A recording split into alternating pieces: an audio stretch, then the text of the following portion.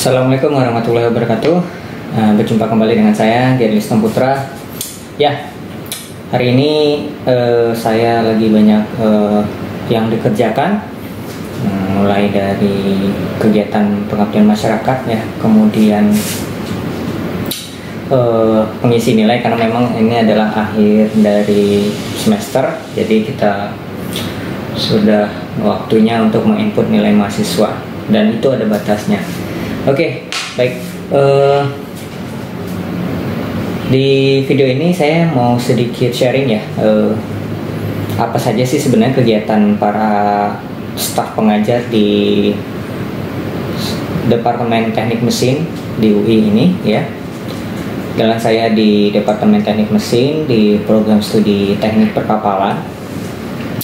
Jadi kalau kita runut sesuai dengan peraturan undang-undang, jadi ada 3 kewajiban ya yang harus dilakukan oleh seorang dosen. Itu ya ada 3, kita tahu disebut dengan Tridharma Perguruan Tinggi.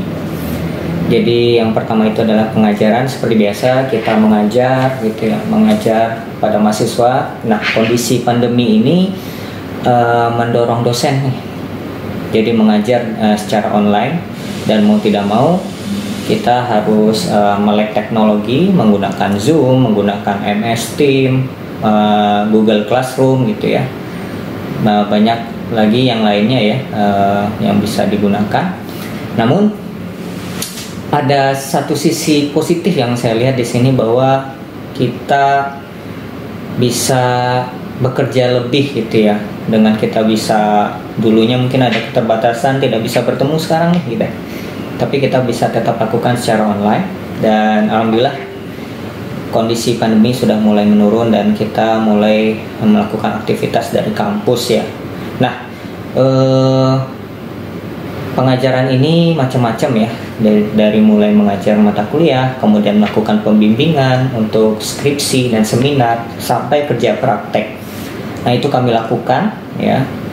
Dan pada saat ini memang momen-momen akhir semester ini pekerjaan akan sedikit menumpuk ya, karena memang pertama dari mengkoreksi ujian atau memasukkan nilai ke dalam sistem, kemudian juga menyidang ujian ya, sidang skripsi, sidang tesis untuk magister ataupun doktor gitu ya. Nah, kegiatan ini kami lakukan rutin ya, tiap semester seperti itu ya. Kita ada input nilai sampai tadi melakukan sidang. Itu yang pertama dari sisi pengajaran ya. Dan di samping itu juga kita melakukan bimbingan akademis kepada mahasiswa-mahasiswa yang akan mengambil semester depan, apa-apa saja mata kuliah yang mereka ambil. Mungkin mereka bisa konsultasi kepada dosen pembimbingnya. Nah, dosen pembimbing ini ditugaskan ya kepada kita untuk membimbing secara akademis ya untuk mahasiswa-mahasiswa. Nah, jadi di pengajaran itu sendiri ada mulai dari pengajaran di kelas, pembimbingan akademis, pembimbingan kerja praktek, pembimbingan tugas akhir. Nah, kurang lebih seperti itu. Dan ada juga tambahan seperti membimbing PKM seperti itu ya pada mahasiswa. Kemudian yang kedua, tugas dari seorang dosen adalah melakukan penelitian. Nah, penelitian ini sangat didorong terutama di Departemen Teknik Mesin ya, karena memang Departemen Teknik Mesin ini cukup baik ya dari segi penelitian, dan outputnya berupa paper semacam itu. Yang kalau kita lihat dosen-dosen di Teknik Mesin ini luar biasa.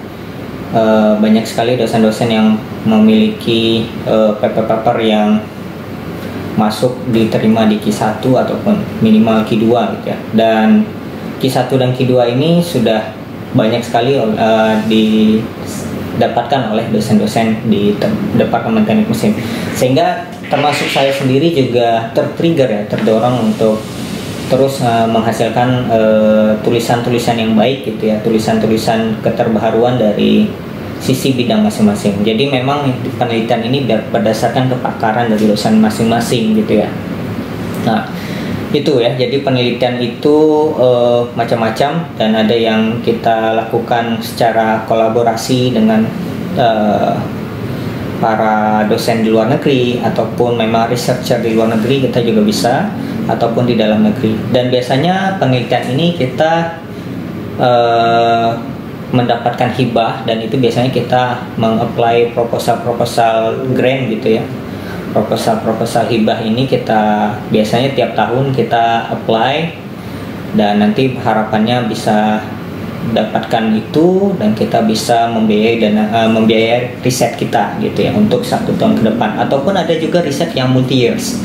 Nah, seperti itu.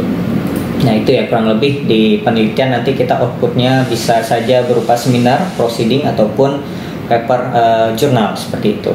Dan memang rata-rata kita targetnya adalah Q2, Q1 dan Q2 seperti itu. Nah, itu yang kedua. Yang ketiga, pengabdian masyarakat. Nah, pengabdian masyarakat ini juga sama ya. Jadi pengabdian masyarakat ini macam-macam, bisa saja kerjasama sama industri gitu ya. Kita ada lakukan proyek di industri seperti itu, dan kita menjadi tenaga ahlinya. Nah, itu salah satu bentuk dari pengabdian masyarakat. Kemudian juga pengabdian masyarakat bisa saja kita melakukan riset ya, yang teknologi tepat guna ya, yang kita dari riset yang sudah kita lakukan, jadi bisa diaplikasikan untuk dimanfaatkan oleh masyarakat luas gitu ya. Nah, Pengmas ini juga penting ya kita lakukan, karena harapannya apa yang kita riset gitu ya, apa yang kita kerjakan di sini bermanfaat buat masyarakat banyak. Dan memang tiap dosen itu sendiri didorong ya untuk melakukan Pengmas. Nah, dari 3 ini gitu ya, dari pengajaran, penelitian, kemudian pengabdian masyarakat. Nah, masing-masing dosen itu punya karakter masing-masing. Ada yang unggul di pengajaran, mereka punya metode yang bagus gitu ya dalam melakukan pengajaran. Ada juga yang dia jago di penelitian, papernya banyak, itu risetnya luar biasa. Dan ada juga yang memang dia suka sekali dengan pengabdian masyarakat. Banyak sekali hibah-hibah Pengmas yang mereka dapatkan gitu ya, yang nanti diaplikasikan dan diserahkan kepada masyarakat gitu ya. Nah, jadi sebenarnya di sini akhirnya kita coba gitu ya untuk menggali gitu ya, para dosen-dosen ini menggali di mana sih potensi terbesarnya, dan biasanya itu nanti kita bisa kolaborasikan. Jadi makanya memang sekarang itu makin banyak tuh kolaborasi antar dosen gitu ya, malah antar multidisiplin gitu ya. Karena ada yang dia jago di risetnya, kemudian ada yang jago di hilirisasi produknya ya, itu mereka bisa bergabung gitu ya dan melakukan riset bersama. Nah, kurang lebih seperti itu sih ya kegiatan yang kita lakukan di teknik mesin gitu ya, terutama di Fakultas Teknik secara umumnya. Sekian, terima kasih, semoga bermanfaat. Assalamualaikum warahmatullahi wabarakatuh.